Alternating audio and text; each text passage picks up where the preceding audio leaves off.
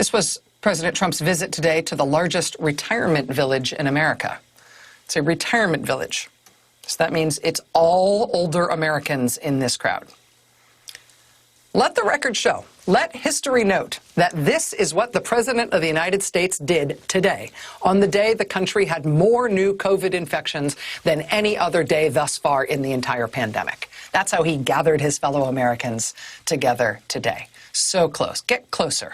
Get close. Anybody wearing a mask in that picture? See one, maybe? Here was Bloomberg News this afternoon. President Donald Trump is, quote, forging ahead with a breakneck pace of rallies in battleground states during the final days of his re-election campaign, defying public health guidelines as a wave of new coronavirus cases smacks the United States.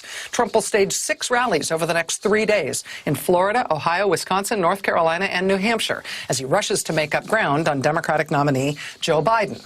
The president is expected to draw thousands of unmasked supporters to each of these rallies, running the risk of seeding new outbreaks as virus cases hit levels unseen since the summer. And now we know surpassing even the worst of the summer. That's Bloomberg News today. Here's USA Today tonight. Quote, as President Donald Trump jetted across the country holding campaign rallies during the past 2 months, he didn't just defy state orders and federal health guidelines, he left a trail of coronavirus outbreaks in his wake. When U.S. cases started climbing in mid-September, Trump did not alter his campaign schedule, but continued holding an average of 4 rallies a week. He stopped first in Minnesota, where Blue Earth County's coronavirus growth rate was 15% before Trump's rally. It grew to 25% afterwards.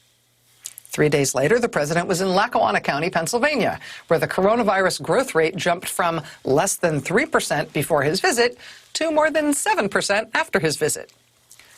Even in states where cases were already rising, the spikes in at least 4 counties that hosted Trump rallies far surpassed their state's overall growth rates. In 2 of those counties, the growth rate was more than double after the president's visit.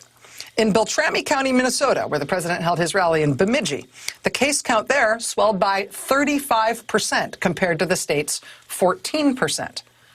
In Marathon County, Wisconsin, the case count surged by 67% after the president's visit, even though the overall growth rate in the state was less than 30% at the time.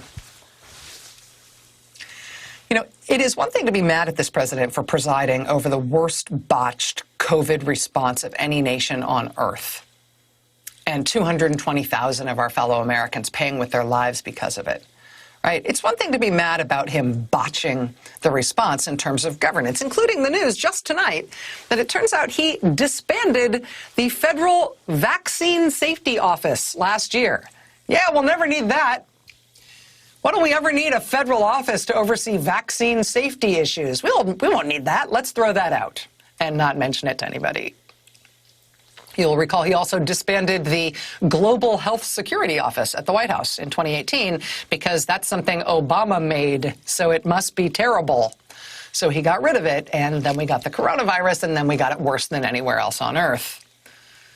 It's one thing to be mad at this president for presiding over what really is the worst botched COVID response of any major nation on earth, one that keeps getting worse over time, right? An epidemic that keeps getting larger and larger and larger, while the president is the one person in the country doing more than anyone else to undermine the things we actually need to do to get it under control, right? Liberate Michigan. Tear off your masks, Idaho. It's one thing to be mad at how terrible he has run, how terribly he has run the federal government when it comes to this disaster. But it is another thing to come to the realization that he really is Johnny Appleseeding this thing all over the country. I mean, he's like a universal donor for this thing. His actual campaign, his personal ego-feeding desire to do large, in-person, unmasked events, even specifically at events reserved just for old people, even in places where the virus is running rampant and the hospitals are full to bursting. That isn't just, callous or tone-deaf. That is one of the things that is driving this epidemic into the stratosphere right now, right as we head into the election. He's an epidemiological menace. I mean, in office, sure, but actually in person is what I mean.